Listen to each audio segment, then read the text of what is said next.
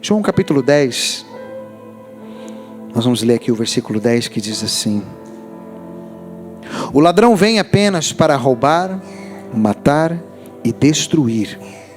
Eu vim para que tenham vida e a tenham em abundância. Vamos ler mais uma vez? O ladrão vem apenas para roubar, matar e destruir. Eu vim para que tenham vida e a tenham em abundância, plenamente. Baixe sua cabeça, feche os teus olhos. Senhor Jesus, estamos aqui nessa manhã reunidos no Teu nome.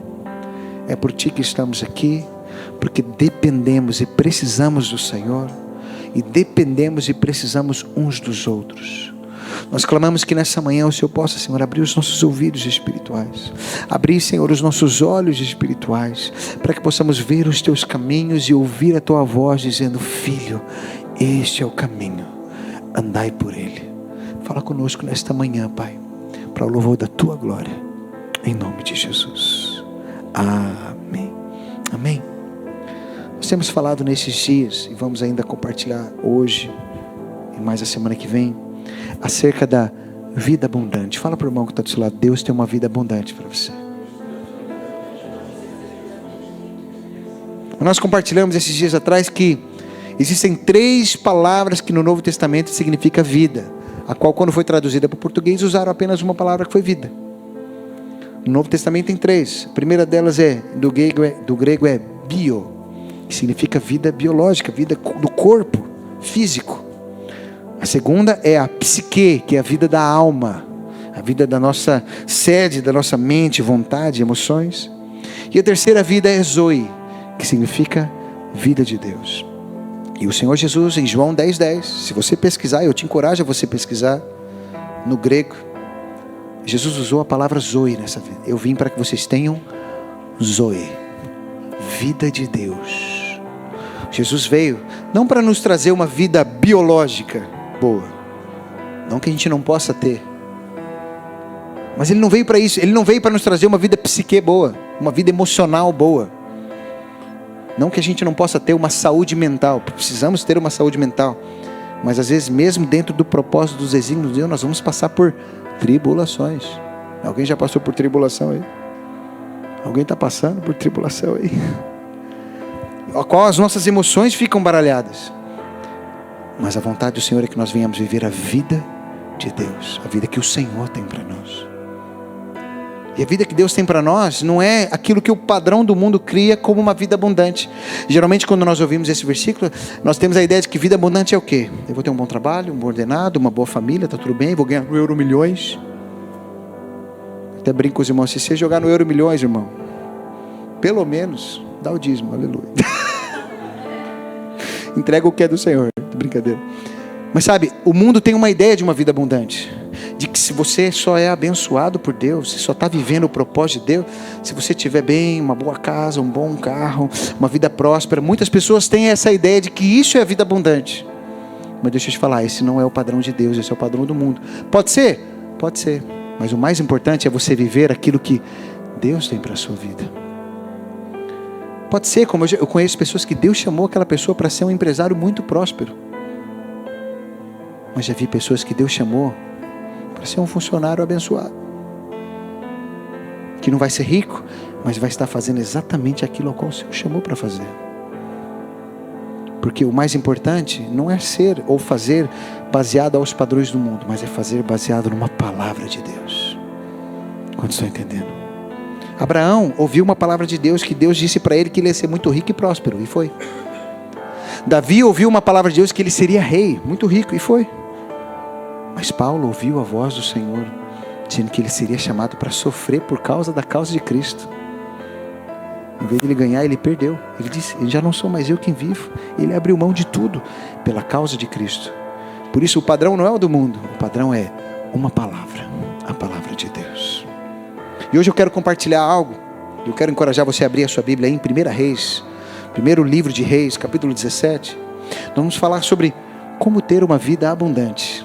Isso é a vida de Deus, mesmo em meio a crises. Quantos aqui já passaram por algum momento de crise? Pode ser crise financeira, crise emocional, crise física, né, Pedro? Pedro ficou 45 dias em coma, não foi? Mês e meio, 45, mês e meio, isso. 45 dias em coma,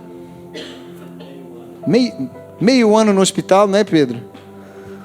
Isso é uma crise física, uma crise que, e está aqui, aleluia, firme e forte, aleluia. Todos nós, às vezes, por algum momento da vida, passamos por um momento de crise, momentos difíceis. Deixa eu te falar, e nem sempre a culpa é nossa. Às vezes a gente passa a crise por causa dos outros, sim ou não? Às vezes decisão errada dos outros, votou no partido errado, e a gente passa por crise.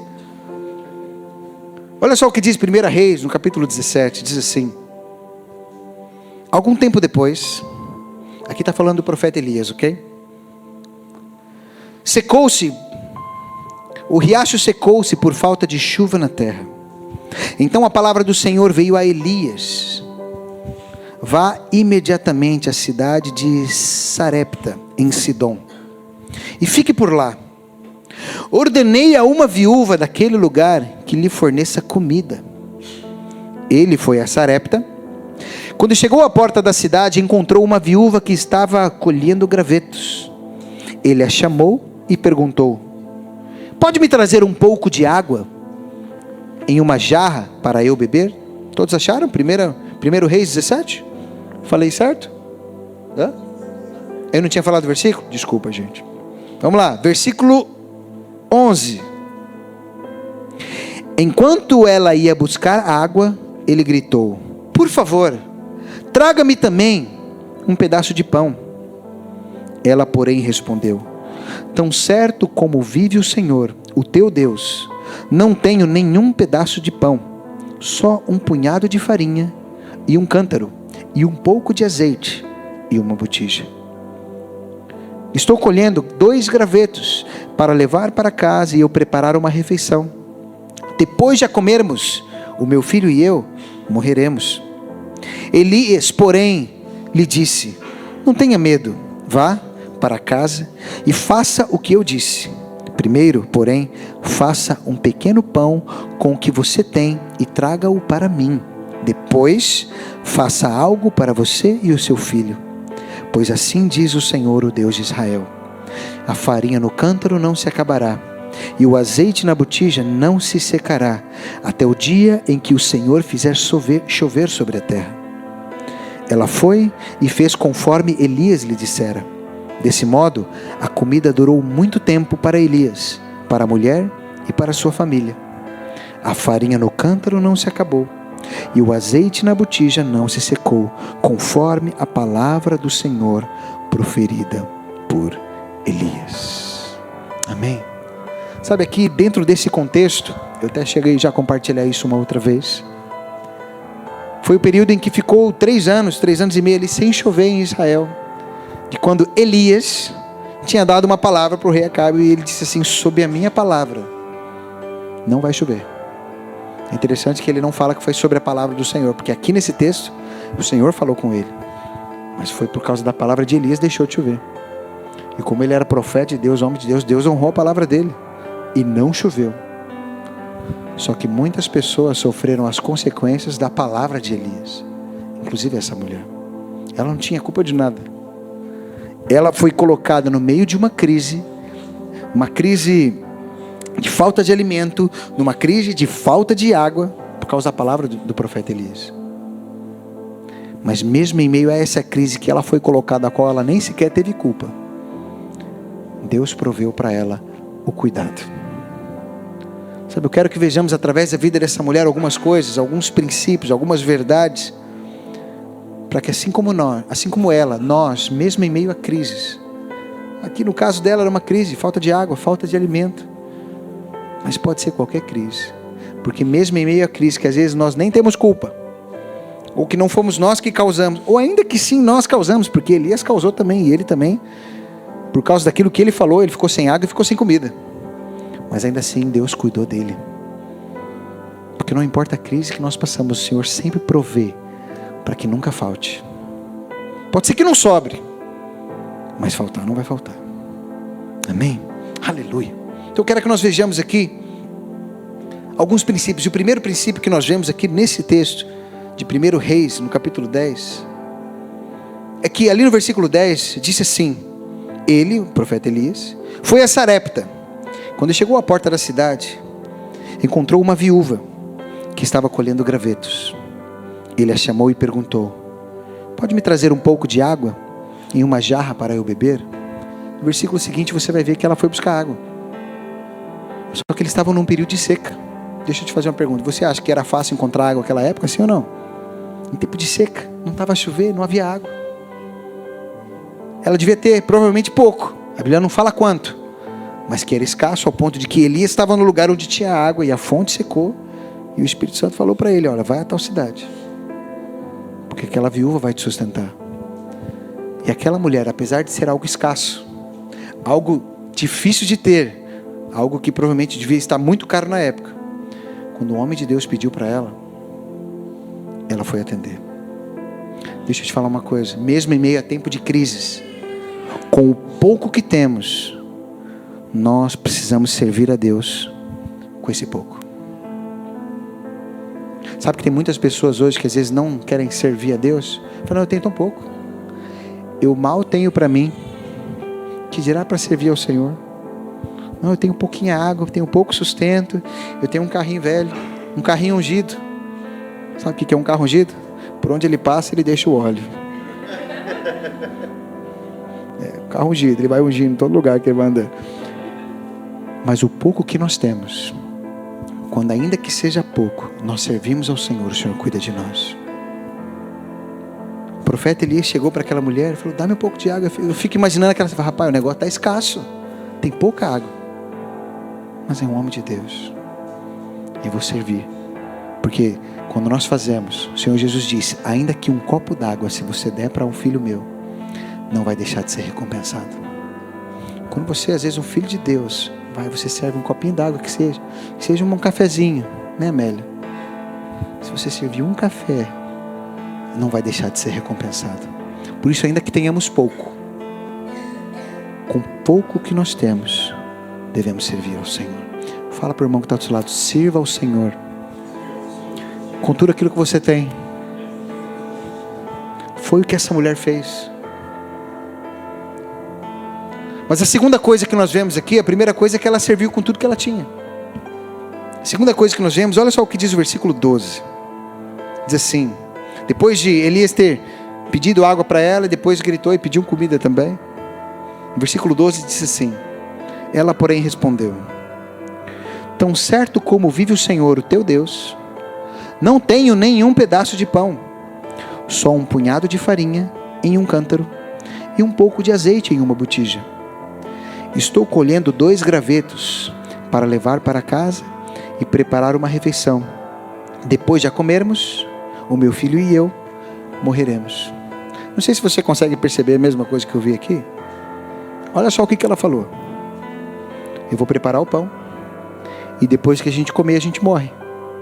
Geralmente a gente come para viver e não para morrer, sim ou não? A não ser que você coma alguma coisa errada, né?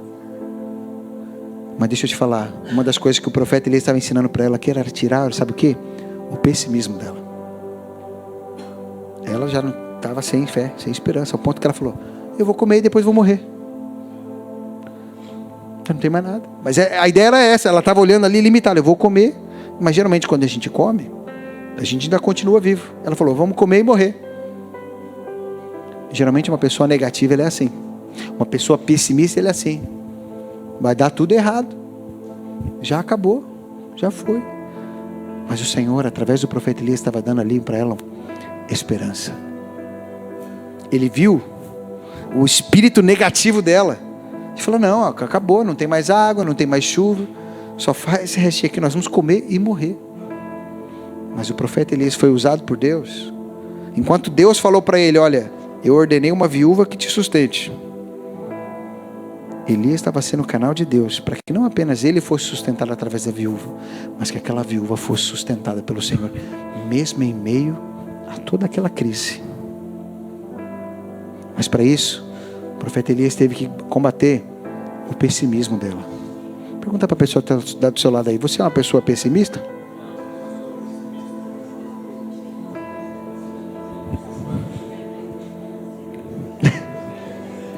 Porque em meio a situações difíceis, fala a verdade, às vezes a gente fala, né? Mas quando você vê uma circunstância dessa, é muito difícil você ver uma saída. E geralmente nós, ainda que não somos, nos tornamos pessimistas, sim ou não?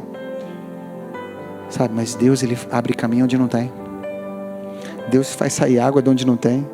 Deus faz aparecer farinha onde não tem. Deus faz aparecer azeite onde não tem. Deus transforma água em vinho.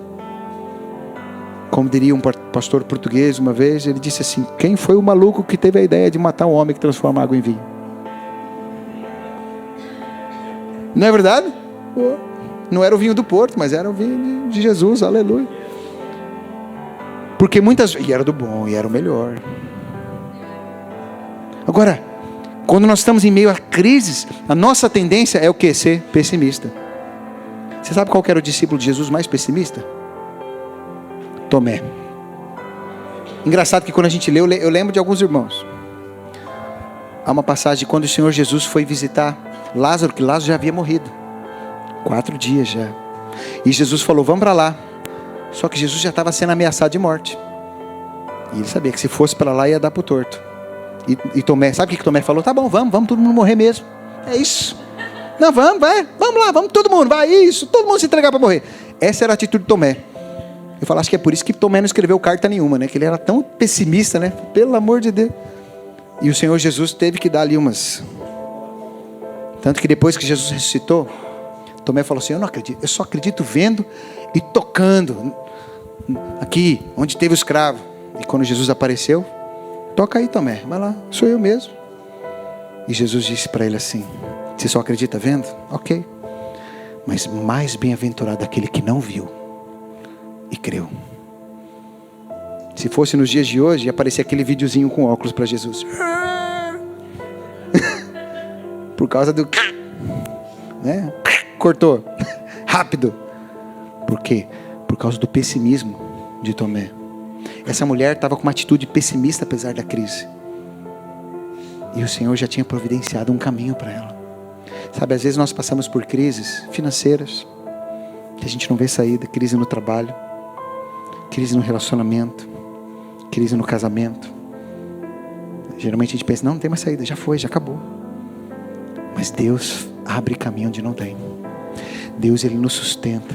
O que nós precisamos é arrancar de nós o pessimismo, para deixar Ele agir na nossa vida. Quantos estão entendendo? Por isso não olharmos com os olhos naturais ou uma circunstância. Não tem mais jeito. Não, eu vou comer esse restinho aqui, ó, e vou morrer. Não. Uma vez eu vi uma história de um pastor, eu achei assim um testemunho fantástico. Esse pastor cuidava de orfanatos. Deus chamou ele para cuidar de orfanatos. Eu não me lembro agora o nome dele, mas era um pastor famoso. E ele teve muitos orfanatos. E ele entendeu uma palavra de Deus, que Deus ele levou ele para abrir orfanatos, mas que Deus sempre ia prover. Ele não ia precisar pedir nada para ninguém. E diz que certa manhã as crianças levantaram para tomar o pequeno almoço e não tinha nada para servir no pequeno almoço. Mas ele, confiando em Deus, fez as crianças tudo sentar no refeitório. Isso, obrigado. No refeitório. É porque eu não estou vendo direito, então não estou vendo. No refeitório, para orar agradecendo pelo alimento, mesmo sem ter nada. Oraram agradecendo pelo pequeno almoço, agradecendo pelo alimento. Quando eles terminaram de orar, isso é testemunho, isso não é história, isso aconteceu mesmo. Quando eles terminaram de orar, bateram na porta. A hora que abriu a porta, olá, tudo bem? Eu vi que aqui é um orfanato. Sabe o que é? O nosso caminhão, ele tombou aqui do lado. É o caminhão da padaria, está cheio de pão e de leite, e não tem como a gente tirar. E se a gente não tirar, vai estragar. Vocês não querem para vocês?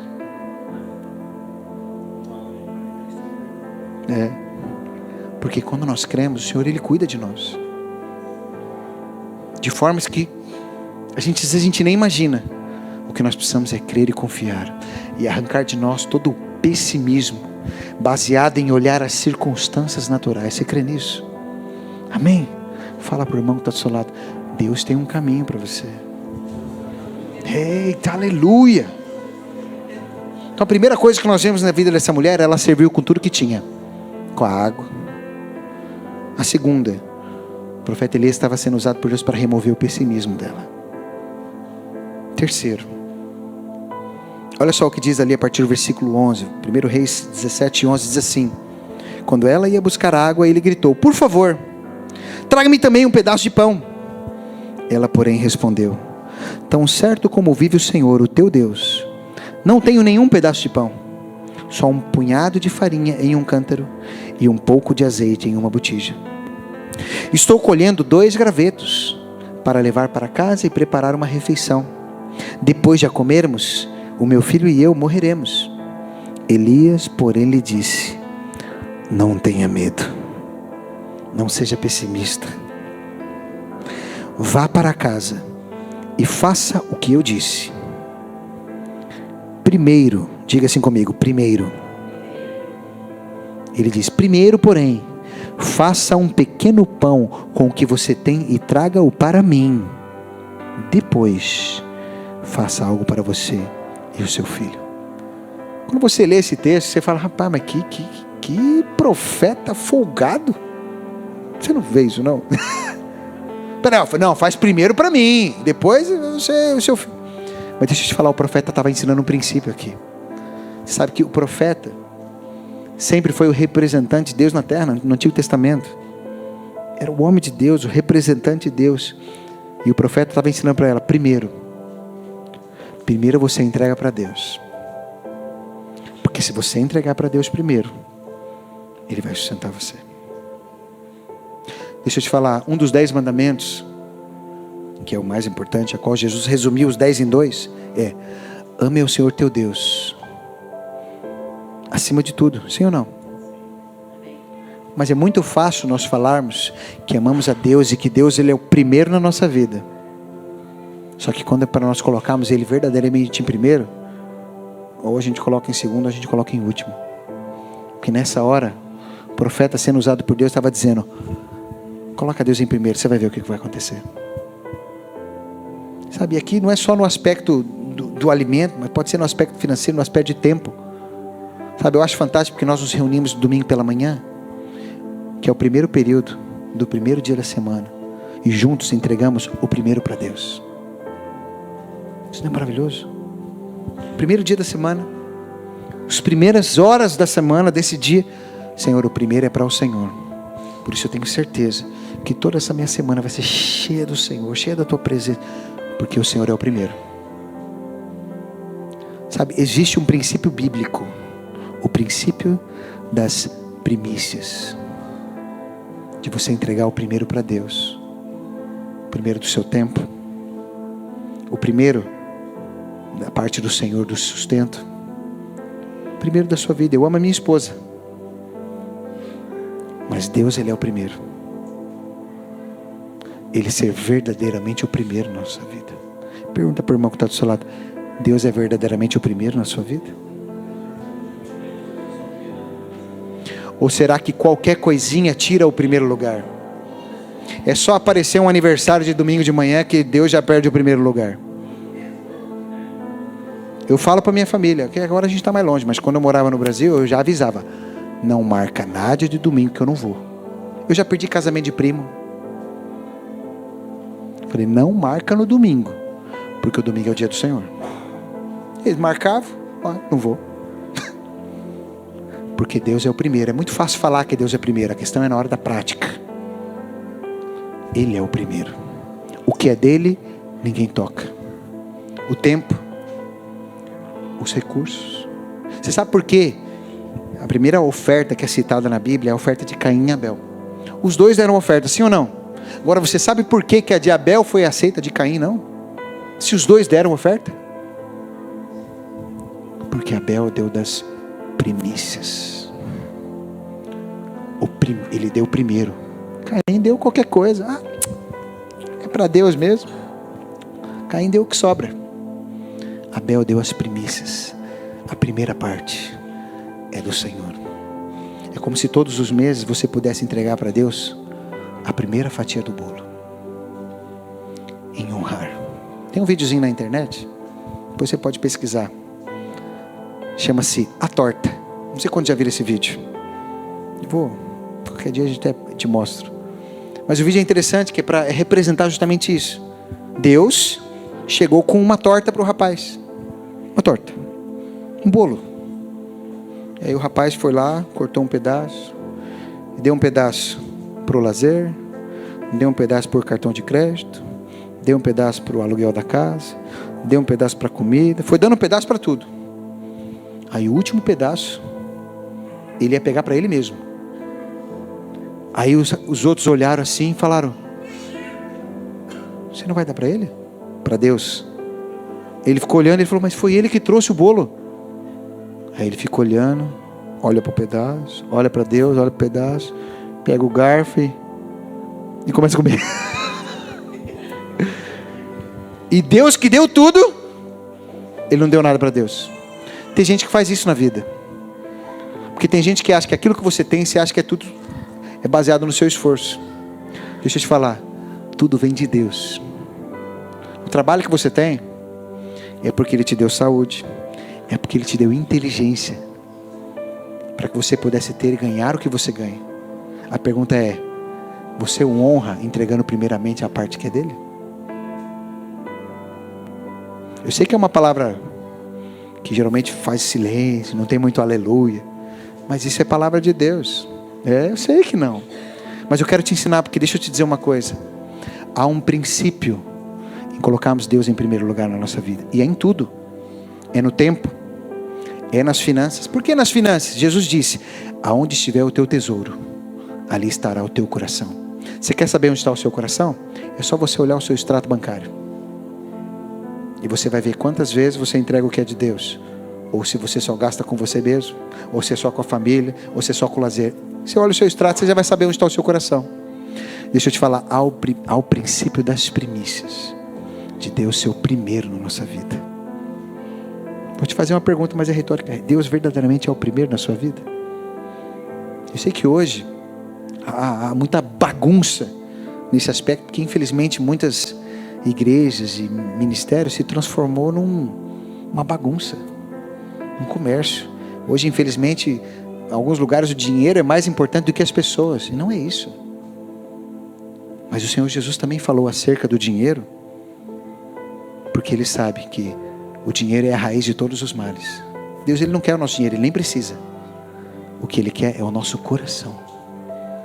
Só que aonde estiver o nosso tesouro, vai estar o nosso coração. E você só coloca o seu tesouro aonde está o teu coração. Sim ou não? Isso é princípio. Por isso eu quero deixar essa palavra para o seu coração, para que Deus verdadeiramente seja o primeiro na sua vida. Tem muitas pessoas que gostam de estar na igreja, amam estar na igreja, aleluia, não, amo estar aqui, adora dar um pitaco. Eu acho que tinha que fazer isso, eu acho que tinha que fazer aquilo, eu acho que tinha que fazer aquilo. A minha pergunta é: Deus é o primeiro na sua vida? Porque tem gente que gosta de dar pitaco, mas entregar o que é de Deus, sabe, isso eu falo com amor. Eu, graças a Deus, no meu coração, eu sempre tive o princípio: o que é de Deus ninguém toca, é dele, para que Ele seja verdadeiramente o primeiro na nossa vida. Amém? Você crê nisso? Amém? E aqui, através do profeta Elias, ele estava ensinando: ei, primeiro para Deus, depois você vai ver, porque quando nós entregamos o primeiro para Deus, Deus provê. Tanto que com essa mulher aqui aconteceu um milagre. Deus não aumentou a panela, e nem aumentou a botija, só que Ele transformou naquela farinha, naquela botija que não acabava nunca mais. Mas nunca acaba, não vai acabar, porque foi uma palavra de Deus liberada. É como se Deus falasse: você me colocou em primeiro lugar, por isso eu vou cuidar de você e não vai faltar. Enquanto não chover sobre a terra, eu vou cuidar de você e não vai faltar farinha, não vai faltar azeite, porque colocou Deus em primeiro lugar. Amém? Terceira coisa que nós vemos aqui, o primeiro então foi que ela serviu com o que tinha. Segundo, removeu o pessimismo do coração dela. Terceiro, ela colocou Deus em primeiro lugar, entregou as primícias para Deus. Quarta coisa, está ali no versículo 14, que diz assim, através do profeta Elias, diz assim: pois assim diz o Senhor, o Deus de Israel: a farinha no cântaro não se acabará, e o azeite na botija não se secará, até o dia em que o Senhor fizer chover sobre a terra. Quarta coisa que nós vemos na vida dessa mulher: ela ouviu a palavra do Senhor. Nós precisamos diariamente, constantemente, ouvir a palavra de Deus. Um profeta de Deus foi usado por Deus para dar uma palavra para ela sobre o que ia acontecer. Sabe, é maravilhoso nós podemos estar, Senhor, eu preciso ouvir a tua voz. Se calar, ela devia estar falando assim, o que eu faço agora? Eu vou fazer esse bolo para esse homem, não vou. Mas Deus falou através do profeta, ei, assim diz o Senhor, o Deus de Israel, a farinha no cântaro não vai se acabar, o azeite na botija não se secará, até o dia em que o Senhor fizer chover sobre a terra. Ela ouviu uma palavra. Mas deixa eu te falar uma coisa, nós precisamos ouvir a palavra de Deus. Mas não basta apenas ouvir. Muitos ouvem as palavras, como nós já lemos isso várias vezes. Muitos ouvem a palavra de Deus, ouvem os princípios da palavra, até conhecem já, mas não colocam na prática. E aí entra o quinto. Olha só o que diz. Versículo 15 diz, ela foi e fez conforme Elias lhe dissera. Deixa eu te falar, ela creu. Ela creu na palavra e colocou em prática. Porque o profeta liberou a palavra de Deus para ela. Ela ouviu a voz de Deus. E ela fez conforme o profeta. Não, então eu creio. Que se eu fizer primeiro para Deus, Deus ele vai cuidar de mim. Eu e o meu filho vamos ser cuidados e sustentados pelo Senhor. Amém? Fala para o irmão que está do seu lado, você precisa ouvir a voz de Deus. Agora fala para ele, crer e colocar em prática. Aleluia. O que ouvir não é o mais difícil. Eu praticar. Imagina o que é. Você é pai, você é mãe. Você ter ali um pouquinho de comida, que você sabe que aquela é a última refeição do seu filho. E Deus fala para ele, dá para o profeta primeiro. Que se você der, eu vou te sustentar. Pode não ser fácil, sim ou não? Mas quando há uma palavra de Deus, Deus cuida. Quando Deus dá uma palavra, Ele pode fazer, que eu vou cuidar de você. Pode ir, que eu vou abrir o caminho. Quando há uma palavra de Deus, Deus Ele cuida. Sabe, eu costumo dizer, e eu quero te encorajar a você fazer isso. Todo cristão deve ser sempre movido por uma palavra de Deus. Se Deus não te falar nada, não se mova.